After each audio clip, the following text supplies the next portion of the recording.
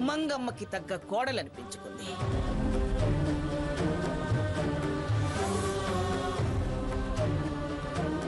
మృత్యువుతో పోరాటానికి సిద్ధపడిపోయింది.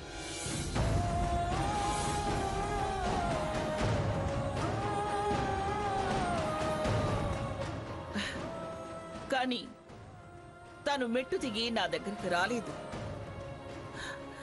అది నాకు శత్రు ఎందుకు అవుతుందిరా?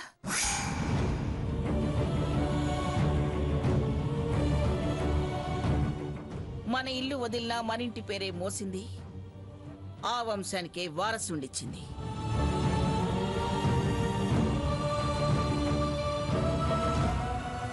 పిఠాపురం ఆనంద్ భారీగానే బతికిందిరా. అది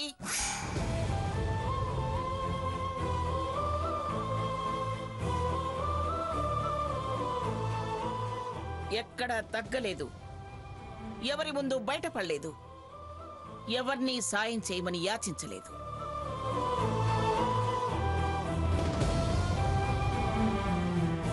అదల మంచం మీద పడుకునుంటే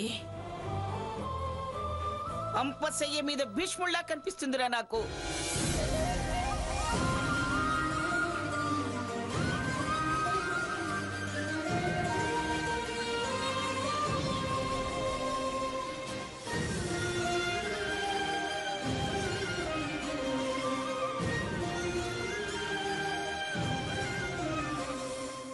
వ్యక్తిత్వం ఉన్న మనిషి రాది.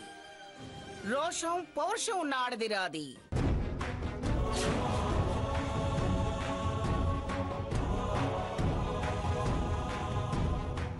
కొడుకు మీద ఎంత గొప్ప ప్రేమ ఉందిరా దానికి.